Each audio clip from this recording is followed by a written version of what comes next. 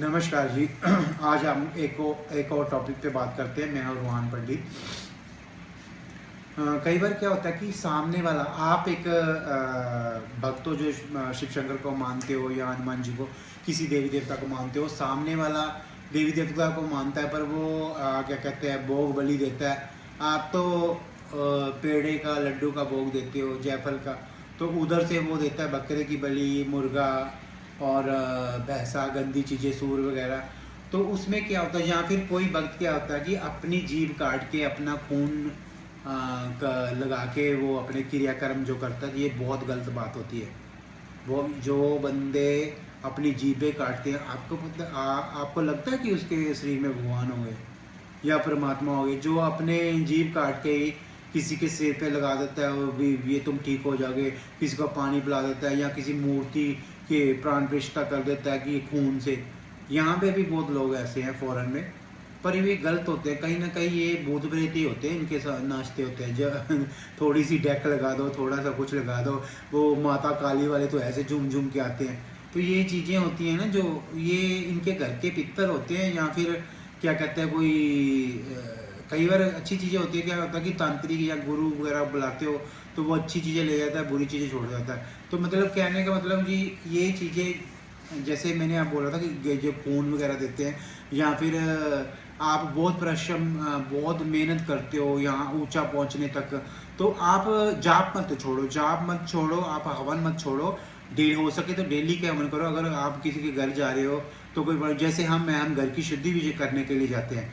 मैं लोगों के घर की शुद्धि करने के लिए जाता हूँ। जैसे मुझे कहीं भी किसी कंट्री में भी वो बुलाते हैं, मैं टिकट लेता हूँ उनसे, आने जाने का खर्चा और क्या कहते हैं जो जो मेरी फीस होती है। तो मैं इसमें क्या, सच बोलते हैं, सच जो सामने बोलो। उसके बाद फिर क्या कहते हैं, मैं जहाज़ों की शुद्धियाँ करने जाता हूँ, जहाज होते हैं, होटलों की शुद्धियाँ करने जाता हूँ, घर की शुद्धि करने के लिए जाता हूँ, तो जो कारखाने, बड़े बड़े फैक्ट्रियों की शुद्धियाँ करने जाता हूँ। तो मैं जाता हूँ, मेरा काम है, मेरे को तो इसी से ही मेरा होता है। जहाँ मेरा एक पार्ट टाइम करता हूँ, फुल टाइम तो मेरा और भी बिजनेस है, पर मेरे को कोई प्रॉब्लम नहीं, क्योंकि मैंने ये काम सीखा है। बहुत धक्के खा लिए लाइफ में, बहुत कुछ। तो उस परमात्मा की दया से, उस शिव शंकर भोलेनाथ की दया से और मेरे गुरु की दया से मैं करता हूँ ये काम। मैं शादीशुदा नहीं हूँ, तो मैं मतलब कि मुझे कोई लालच भी नहीं किसी चीज़ का।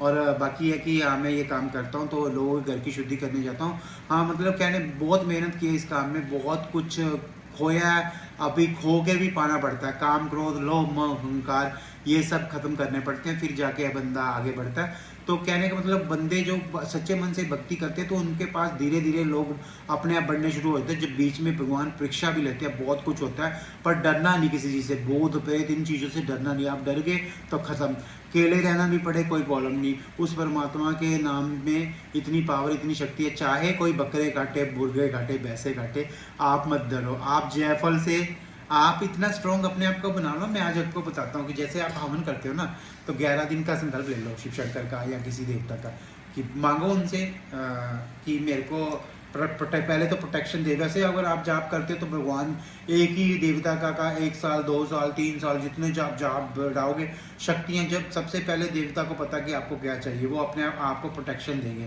आपको दूध देंगे, एक नहीं, दो नहीं, कितने दूध, आपकी रक्षा के लिए, घर परिवार की रक्षा के लिए, फिर आपके मंदिर की रक्षा के लिए, फिर आपके भूत प्रेत उठाने के लिए, या फिर तंत्र मंत्र गढ़ंत खत्म करने के लिए। ये सिर्फ अपने देवता आपको पता होता है। तो आप मांगो। अगर आप मांगते हो कि मुझे जायफल या फिर अपने भोग प्रसाद जो देते हो देवता को, कि उसी देवता वो जाप करो इतना स्ट्रॉन्ग 41 दिन का या फिर साल का, कि मुझे ये चीज़ें चाहिए कि शिव शंकर भोलेनाथ मेरे को मदद कीजिए कि मैं 2 लाची से ही, या 2 लौंग से, या फिर दो धूप से ही लोगों की नेगेटिविटी एनर्जी, भूत प्रेत मैं ख़त्म कर सकूँ। या फिर उनको बोलो भगवान को कि मुझे इतनी पावर दो, शक्ति दो, कि मैं 2 जायफल से या 2 कपूर की 2 टिक्कियों से चीज़ें काट दूँ लोगों की, या फिर मैं जल पढ़ के दूँ तो उससे चीज़ें निकल जाएँ। तो या फिर आप बोल दो कि मैं मोमबत्ती लगा के लोगों को बिठा के, उसके बाद उसका जाप करो। उस जो सामने है उसको बोलो कि मोमबत्ती को देखे, जलती हुई मोमबत्ती को। आप ओम नमः शिवाय का जाप करो, कि उसके लिए आपको मेहनत करनी पड़ेगी, परमात्मा से मांगना पड़ता है और परमात्मा के जाप करने पड़ते हैं। या हवन करो, हवन 11 दिन का हवन करो। 11-11 दिन के कोई चीज़ मांगनी है तो शिव शंकर के, और हवन करते ये मत करना कि हवन करते सिर्फ चीज़ें ही मांगो। ऐसे हवन भी करना कि जो भगवान को अर्पित हो, और बोलना कि ये भगवान आप पूरी सृष्टि की मदद करते हो, सबकी मदद करते हो, पूरी सृष्टि आपके अंडर है, कि मैं हवन करता हूँ आज। कभी कभी हवन उनके नाम पे किया करो, शिव और पार्वती के नाम पे, कि मैं आपको अर्पित करता हूँ, या आप लोगों की मदद करते हो, तो आपको तो मेरे छोटी तुच्छ भेंट स्वीकार कीजिए। तो आप उनके नाम के भी हवन कीजिए। ये नहीं कि मांगना ही है, हमेशा मांगना है। जन कल्याण के लिए तो मांगते हो, तो अपने लिए तो उन पे छोड़ दो, उनको सब पता है। तो धीरे धीरे आप हवन वगैरह करोगे तो धीरे धीरे अनंत काल की शक्तियाँ भी मांग सकते हो आप शिव शंकर से। अनंत काल की शक्तियाँ भी मांग सकते हो। तो उसमें क्या होता है, जहाँ तो 41 दिन का जाप करो ओम नमः शिवाय का, जहाँ फिर 11 दिन का हवन करो, तो वो जैसे मांगोगे दे परमात्मा देंगे आपको। ये आपको है कि आप संभाल सकते हो कि नहीं संभाल सकते, आप स्ट्रॉन्ग हो कि नहीं स्ट्रॉन्ग हो। तो ये चीज़ें आप करो, पाठ पूजा करो, और सामने वाला अगर वो बलि बुली भी देता है तो आप इतनी पाठ पूजा करके उच्च हो चुके हो कि आप आपके जयफल से भी काम हो जाए, आपकी इलायची से भी काम हो जाए, आपके 2 धूप से भी आप काम कर दो। ये तो आप पे डिपेंड करता है। ज़रूरी नहीं है कि आपको बहुत लोग आ गया, टाइम नहीं है, सबकी एक टाइम पे ही जाप कर दो, सबका एक टाइम भी सिर पे वार के जायफल हवन कुंड में बेटा कर दो, या फिर हाथ में कपूर लौंग रखवा के जाप कर दो। बहुत सारी विधियाँ हैं, आप कोई भी कर सकते हो।